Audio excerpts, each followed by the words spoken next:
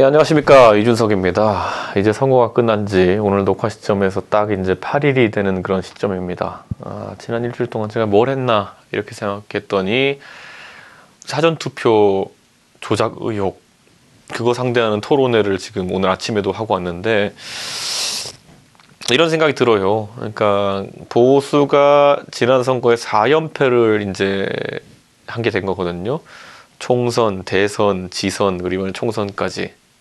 이 4연패를 하는 동안 보수가 굉장히 이제 도끼가 올랐어요. 네, 도끼가 올랐다는 거는 과거의 지배 세력이고 과거의 주류 세력이었던 그런 어떤 보수가 지금 이제 도전자의 신세로 이제 영원히 고착화되는 것이 아니냐 이런 것들에 대한 부담이 이제 생기는 것 같은데 그러다 보니까 조급한 모습을 더 보이는 것 같아가지고 굉장히 안타깝습니다.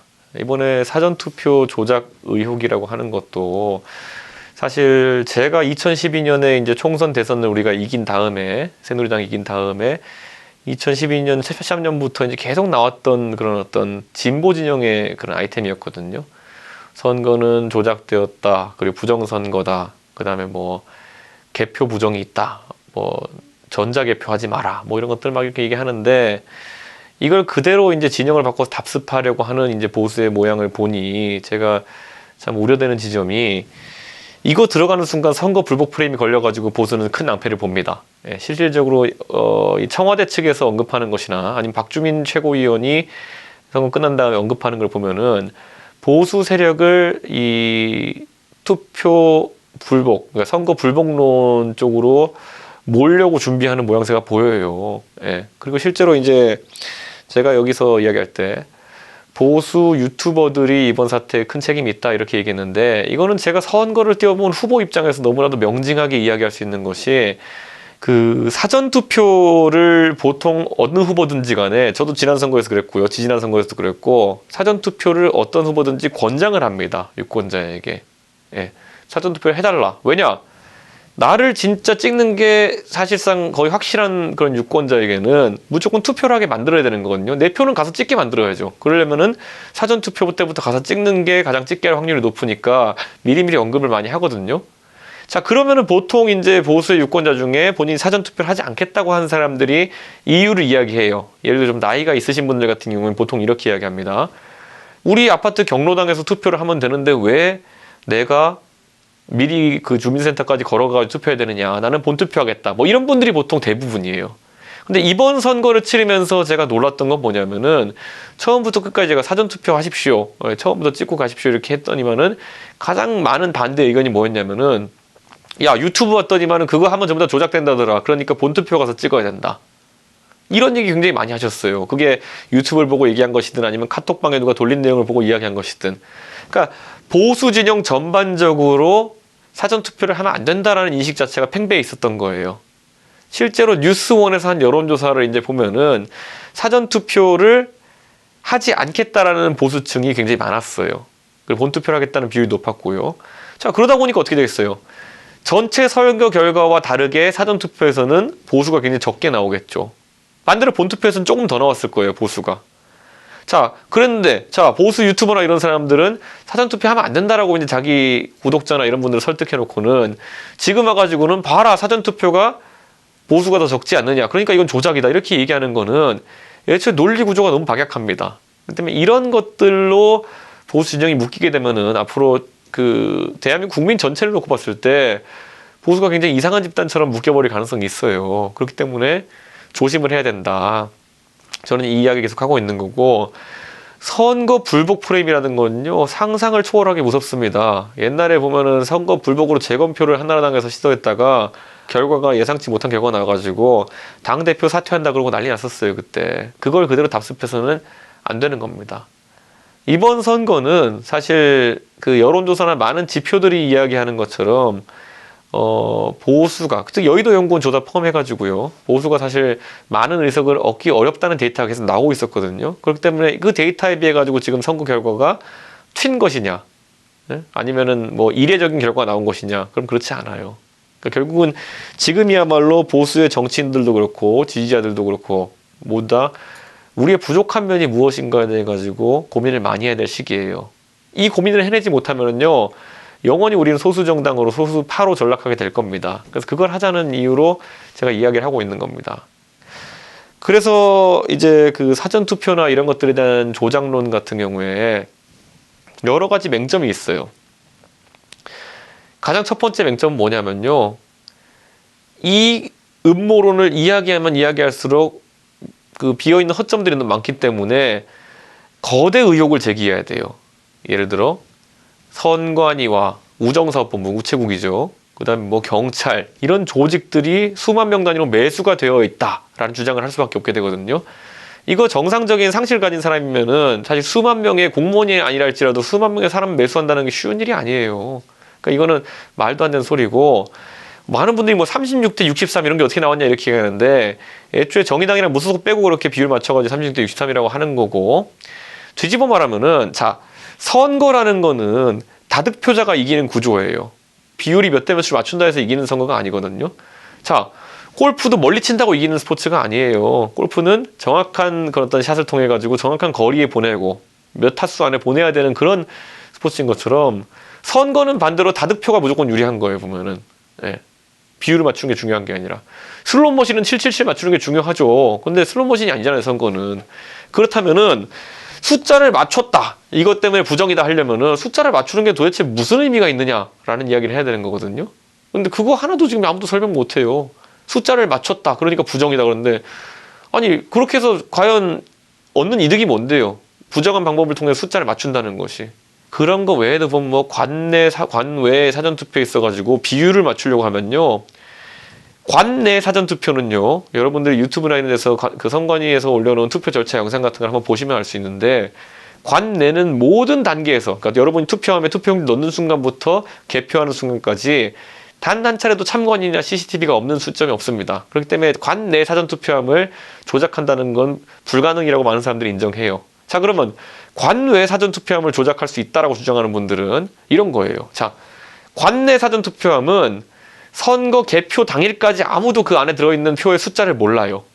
그런데 그 안에 들어있는 표의 숫자를 모르는 상태에서 나중에 관외 사전투표함을 까가지고 봤더니만은, 합쳤더니만 숫자가 뭐 36대 63이 나오게 한다, 이걸 조작한다는 건 불가능이거든요. 먼저 관내에 얼마가 들어있는지 알아야지만 관외를 어떻게 조작해가지고 합쳐가지고 어떤 숫자가 나오게 한다, 이런 게 가능한 건데, 그러니까 애초에 말이 안 되는 거예요, 이게. 그러니까.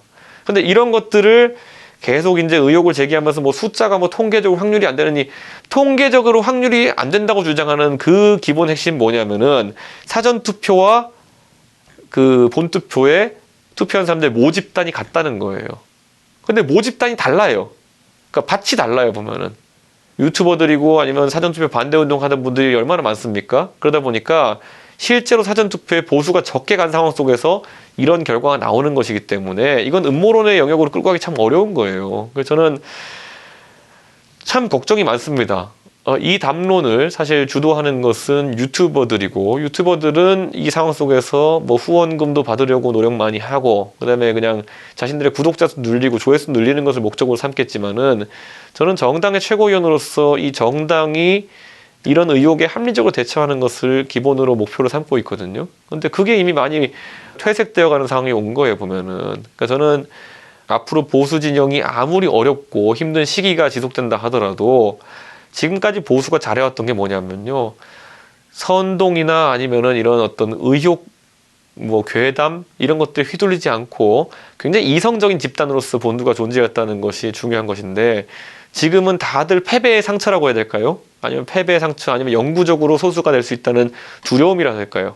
이런 것들에 휩싸인 보수가 굉장히 두서없는 어떤 의혹들을 제기하는 모습으로 비춰지는데, 저는 이건 굉장히 위험하다, 저는 이렇게 보고 있습니다. 자, 사전투표 이야기는 여기까지 이제 하고요. 혹시라도 관심 있으신 분은 뭐 다른 유튜브 채널을 홍보하는 것 같아서 좀 이상하지만은, 그 펜앤드마이크라고 정규재 주필이 하는 방송국 있잖아요. 거기에 가면은 제가 오늘 아침 11시, 오늘 오전 11시부터 2시간 반 동안 사전투표가 조작되었다고 주장하시는 분들과 한 토론이 있습니다. 아마 내용, 뭐 지금까지 나온 모든 걸 제가 답을 했거든요. 이해가 되시지 않을까, 이런 생각을 하게 됩니다. 그리고 지금 이제 미래통합당에게 가장 뭐 중요한 문제 중에 하나가 결국은 비대위로 가느냐, 이런 문제거든요. 선거 참패 책임을 지고 이제 황교안 대표가 선거 당일날 물러났어요. 자, 그렇게 되면은 두 가지 옵션이 있어요. 지금 신재철 원내대표가 있으니까 원내대표 권한 대행 체제로 당을 이끌어가느냐, 그리고 조기 전당대회를 하느냐, 아니면은 비상대책위원장을 임명해가지고 비상대책위원장이 당을 이끌길 바라느냐, 이건데, 지금 저희 당내에서 이제 현역 의원들과 그리고 당선자들에게 저는 조사를 해본 결과 김종인 비대위로 가는 안이 제일 많은 지지를 얻은 걸로 되어 있어요. 네, 김종인 비대위로 갔을 때 이제 뭐 어떤 일들이 벌어질까 이렇게 생각하는 분들이 있는데, 저는 김종인 비대위에 찬성하는 것이, 김종인 장관이라는 사람이 이제 나이가 80이 넘었거든요. 이분이 적어도 어떤 직위에서 어떤 행동을 한다 하더라도 사심이 강하게 작동하는 분은 아니에요. 이분은 뭐 사실 지금 시점에서 지난 선대위 이제 본인이 물러나고 할 때 눈물까지 이제 보이신 분이거든요. 왜 그러냐면은 자기가 어쨌든 노태우 정부의 경제수석으로서, 뭐 보건사회부 장관으로서 보수 정권의 경제 안정이나 이런 것들을 확립해 나가는데 상당한 기여를 했는데, 지금 와서 그런 것들이 많이 퇴색되고 무너지는 과정을 보면서 굉장히 마음이 아파하는 그런 분이에요.